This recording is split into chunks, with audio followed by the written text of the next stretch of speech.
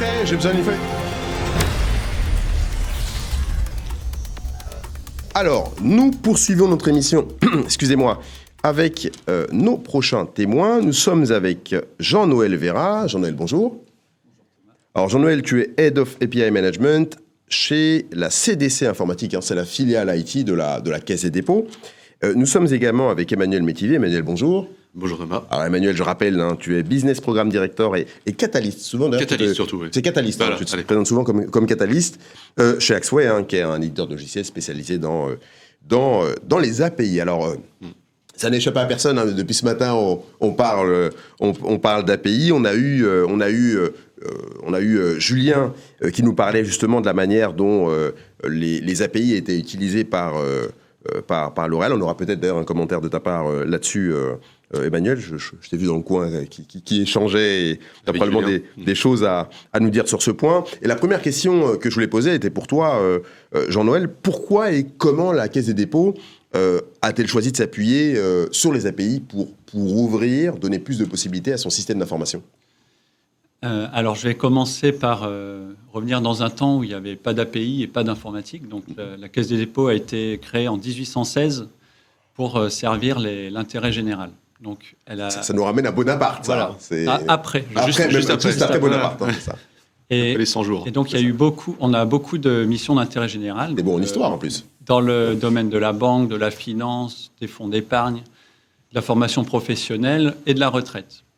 Et c'est dans cette dernière mission qu'en 2008, nous avons dû nous interconnecter avec le répertoire national commun de la protection sociale. Donc le métier de la retraite avait ce besoin de s'interconnecter avec un organisme extérieur à la Caisse des dépôts au moyen on parlait de web service à l'époque, de web service sécurisé. Et donc à ce moment-là, nous nous sommes penchés sur la question, quelle stratégie nous voulions avoir à moyen et long terme pour gérer nos API.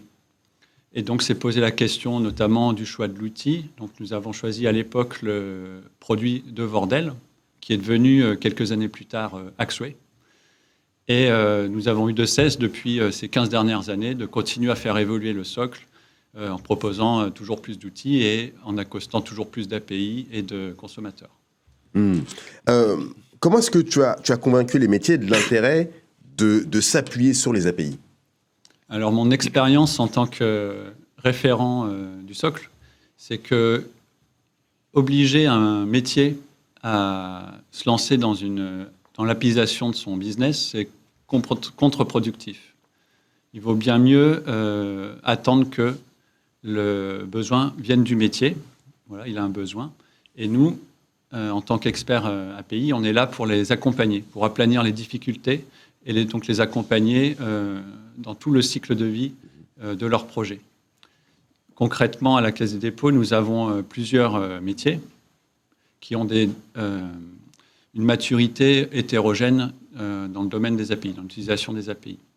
Donc j'en ai parlé juste avant, le métier de la retraite et de la formation professionnelle a un besoin historique fort de s'interconnecter avec d'autres acteurs, donc ils sont très matures au niveau des API. La banque, elle a dû s'y mettre à un moment pour des questions réglementaires, notamment l'open banking. Et ce que j'observe maintenant, c'est que le métier capitalise justement sur ces nouvelles compétences acquises ces dernières années pour continuer à apaiser son business. Est-ce que ça a fait tache d'huile? Est-ce qu'aujourd'hui, il y a d'autres métiers, d'autres organisations étatiques d'ailleurs, qui sont venus voir la Caisse des dépôts en disant vous avez lancé un processus d'APIisation, ça nous intéresse, nous aussi on voudrait s'interconnecter, on a des données à échanger. Est-ce que ça a permis de convaincre d'autres organisations? Alors en interne, nous essayons d'accompagner tous les autres métiers, donc notamment la finance qui commence à s'y mettre, le SI interne aussi qui est très important et qui s'apéise de plus en plus. À l'heure actuelle, non, on n'a pas eu d'ouverture de retour d'expérience à faire à d'autres organisations. avec le temps, j'imagine que ça viendra. Peut-être après ce témoignage. C'est ça, exactement. Emmanuel, comment les autres industries, et je prolonge la question que j'ai posée à Yvan Frein, comment toutes les industries peuvent-elles tirer des bénéfices d'une stratégie d'apéisation? Alors, toutes, c'est compliqué. Je ne peux pas répondre pour toutes. Bon, ce qui est clair, c'est qu'il y a certaines branches où il est assez naturel d'exposer ses propres services. Donc, on va dire, dans le domaine des services, c'est assez simple d'avoir une stratégie API gagnante à court terme. Et on le voit dans la banque. Enfin, on voit que c'est assez naturel d'accepter, d'avoir des nouveaux canaux de distribution à travers les API. Donc là, cette stratégie, elle est gagnante à très court terme parce que ces nouveaux canaux de distribution vont générer du business. Ce qui est un peu plus compliqué, parce que tu parlais du mot d'industrie. Pour moi, l'industrie, enfin, c'est une catégorie particulière. À part entière. Où là, c'est peut-être plus compliqué parce qu'on imagine un fabricant de moteurs électriques, par exemple, qu'est-ce qu'il va faire avec des API? Et ce que je trouve extraordinaire, le plus intéressant, c'est justement de voir les mutations business dans l'industrie grâce à des API. J'ai récemment eu l'occasion d'échanger avec les gens de Bosch. On les a accompagnés. Donc, Bosch, c'est de l'industrie. Ça fabrique des visseuses, des perceuses, des moteurs. Des trucs pour, directement ou indirectement pour l'industrie. Et ils se sont rendus compte qu'en fait, en ouvrant tout ce qui était électronique à travers des API, ils pouvaient créer des écosystèmes. Et ils pouvaient tirer parti de cet écosystème pour changer le monde d'une part, mais surtout changer complètement leur business. Et aujourd'hui, la vente de services pour Bosch, alors on va prendre un exemple tout bête, vous prenez un vélo électrique. Vous avez un moteur Bosch, ce moteur Bosch, il a un calculateur qui va remonter des informations. Ces informations, elles sont exposées sous forme d'API à un écosystème qui va permettre d'envoyer directement vos performances sur le moteur dans Strava. Donc vous allez créer comme ça des services qui sont consommés par d'autres acteurs et on voit qu'en fait Bosch se retrouve exactement au même niveau de la banque. La banque, elle fait des services pour que les fintechs les consomment et propose des nouveaux parcours aux utilisateurs, aux clients. Bosch, c'est la même chose. Il crée à travers cet écosystème des nouveaux parcours pour ta santé, le sport, la géolocalisation. Donc tout ça, c'est un ensemble d'API et qui va transformer en profondeur le métier de ces industriels. Et on s'en rend compte de plus en plus parce qu'aujourd'hui, typiquement, tu as un Valeo. Lui, il va avoir des API qui vont permettre à la voiture connectée qui lie la route de remonter des informations pour les autres véhicules, pour les autres usagers. Et quand on sait que les autres véhicules, bientôt, ils vont peut-être être autonomes, on voit toute la richesse de ces informations, qui sont des informations qui sont dans le cœur métier de ces industriels, mais qui, en étant exposés, exploités, vont profondément changer leur métier. Et je suis pas un devin, si tu veux, mais je me dis qu'il y a une grande part du business de ces opérateurs industriels qui risquent demain, ou qui auront la chance demain, de passer à travers ces services, à travers ces API, parce que ça a une vraie valeur et qu'ils pourront les exploiter. Est-ce que ces organisations-là que tu mentionnes, est-ce qu'elles ont conscience du fait qu'aujourd'hui, comme les autres, comme celle du service, elles génèrent des quantités astronomiques de données et que ces données, finalement, c'est un gisement sur lequel elles sont assises sans forcément l'utiliser? Oui, alors... Ça fait tellement... Ça, c'est un peu de tarte à la crème. Ça fait longtemps qu'on le dit. Mais... C'est le pétrole de demain, machin truc et tout. Donc, elles le savent. Maintenant, ce qui est toujours compliqué, et on le verra, on l'a vu avec Julien, on pourrait le voir avec toi aussi, c'est qu'il y a quand même des lignes métiers dans ces grandes industries et que toute la valeur vient souvent du croisement des données, si tu veux, et d'aller voir un par un les métiers. Alors, tu disais qu'en fait, c'est compliqué de les obliger, les métiers. Vous avez quand même, en tant qu'IT, une mission d'acculturation pour leur expliquer un certain nombre de bases qui permettront ensuite, derrière, de leur donner la petite étincelle qui vont se dire on va faire du business comme ça. Mais se faire du business, ligne métier par ligne métier, c'est compliqué. Et on voit que dans l'industrie, quand on commence à être transverse, ça prend une valeur juste extraordinaire. Et ils commencent aujourd'hui à prendre conscience de la possibilité de valorisation de ces informations, de monétisation de ces informations. Donc on pourra y revenir aussi. La monétisation des API, c'est un vrai sujet. C'est pas directement aujourd'hui une réalité, mais en tout cas la valorisation, oui, ça commence vraiment à être très prégnant. Puis alors dans les banques, n'en parlons pas. On peut parler de vous, mais on peut parler aussi, alors c'est pas vraiment vos concurrents, mais des gens comme le groupe BPCE, les Commerzbank en Allemagne, eux, ils ont parfaitement compris qu'à travers l'exposition de ces services et des services d'autres opérateurs, ils pouvaient complètement changer leur business. J'aimerais qu'on revienne sur quelque chose que tu as abordé, Emmanuel, à l'instant. qui est vraiment la sensibilisation autour des API et finalement le fait que les métiers puissent acquérir ce mindset API. Qu'est-ce que tu as mis en place, Jean-Noël, justement, pour former les métiers et leur permettre d'acquérir cet état d'esprit, ce mindset API? Alors l'année dernière, en 2022, nous avons lancé un parcours de formation sur la thématique des API et de l'API management. Ce que j'observais, c'était que quand je réalisais de l'expertise pour le compte de projets, il y avait souvent les mêmes questions qui revenaient. Et donc, nous avons eu l'idée Quelle question revenait, Jean-Noël? À quoi ça sert l'API management? Comment on met en place le SOC d'API? Quels sont les services offerts par le SOC d'API management? Bon, voilà. Des questions vraiment très, très classiques pour comprendre le but des API et leur gestion. C'est ça. Et du coup, l'idée, c'était de rassembler un peu toutes ces données brutes que je fournissais au projet dans un cycle de formation.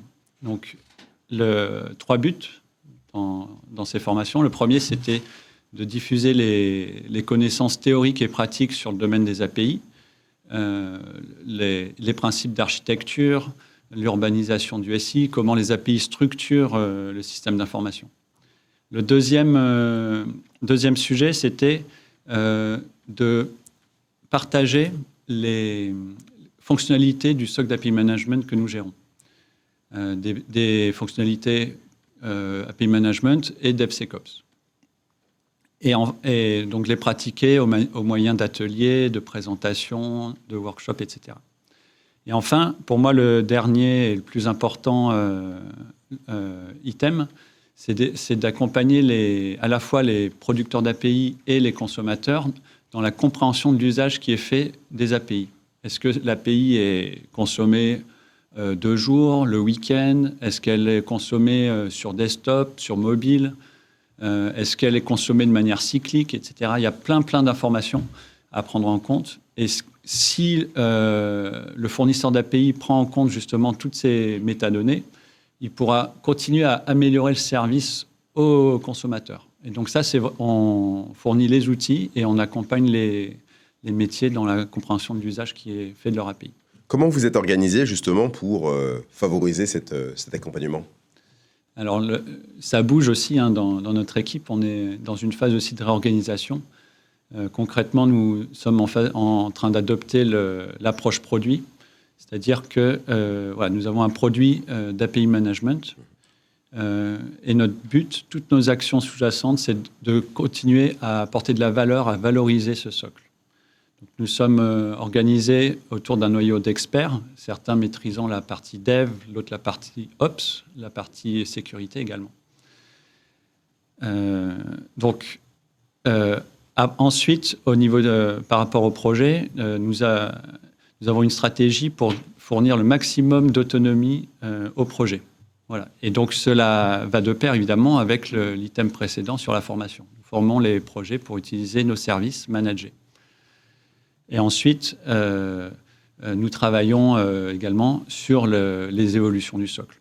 Une des choses les plus importantes, c'est que cette organisation nous permet d'être vraiment en contact au plus près des projets et pour recueillir à la fois les nouvelles tendances, les signaux faibles qui deviendront les nouvelles tendances, les nouvelles réglementations à venir. Voilà. Nous, on est un SOC transverse, donc les réglementations bancaires à venir qui contraindront d'utiliser des API, par exemple les paiements SWIFT qui vont venir, tout ça, ça nous permet d'anticiper l'évolution du socle et de continuer à fournir de nouveaux services.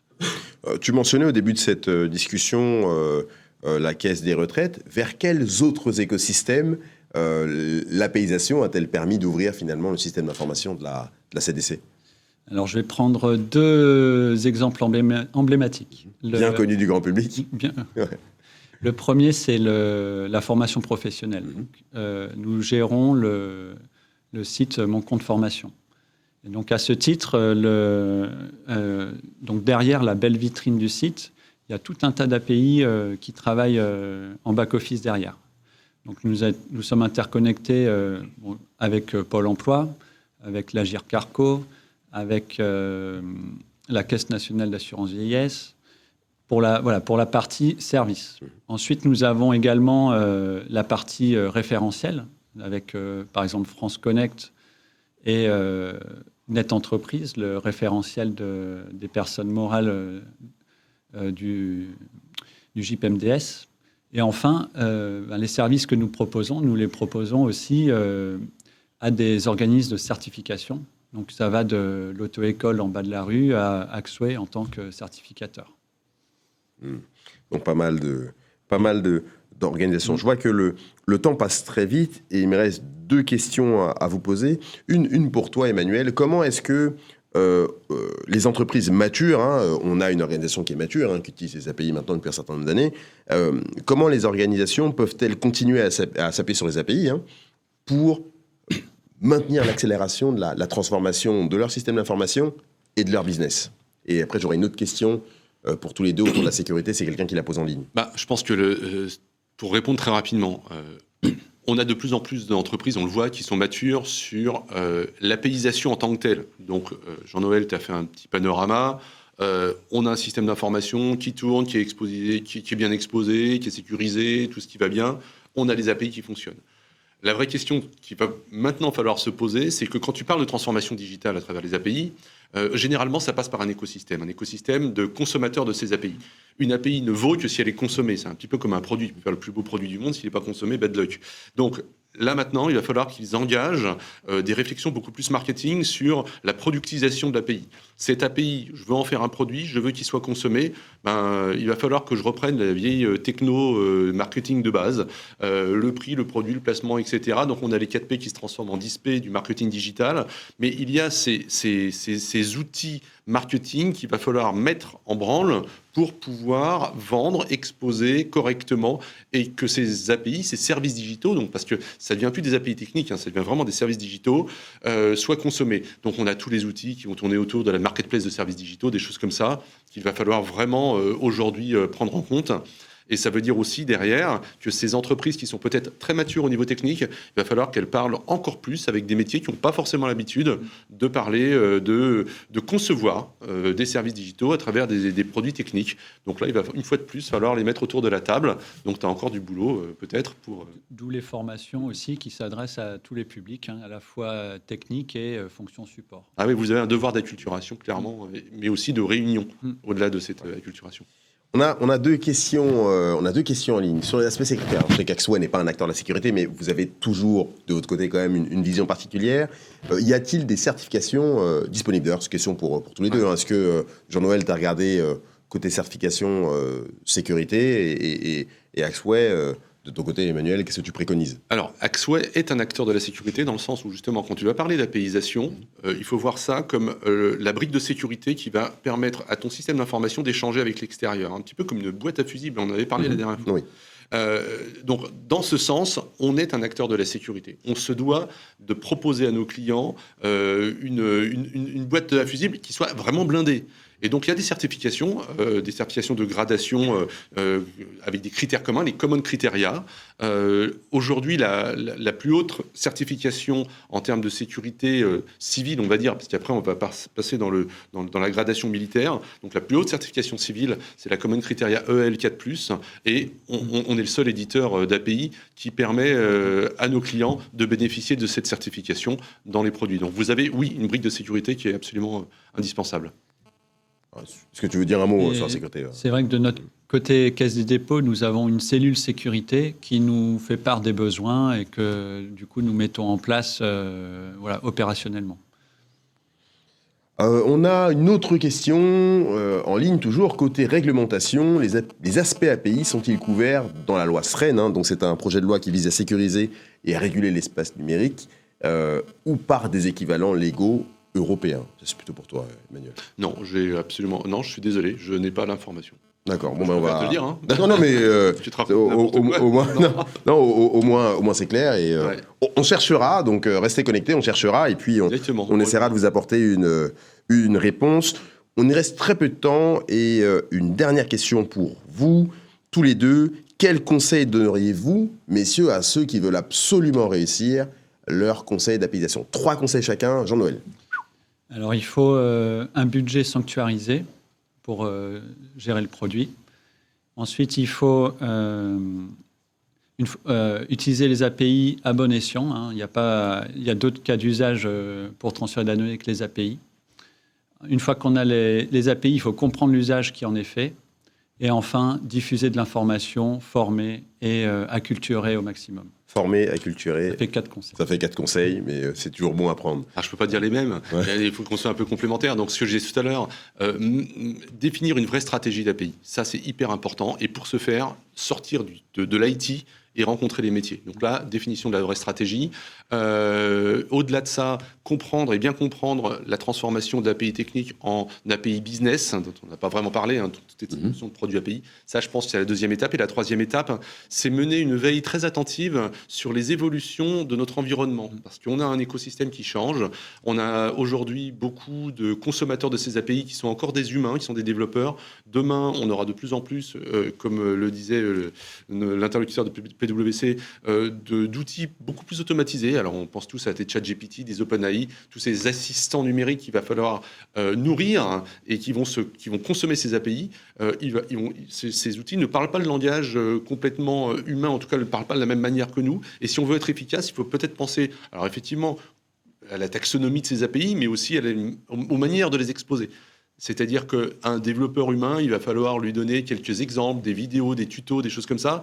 OpenAI, il faudra peut-être lui donner autre chose. Et ça, c'est une réflexion à avoir dans les quelques mois qui viennent pour que le business puisse survivre dans ce monde qui est consommé par pas que des humains. Merci beaucoup, messieurs, d'avoir été avec nous ce matin. Quant à nous, nous recevons notre prochain invité.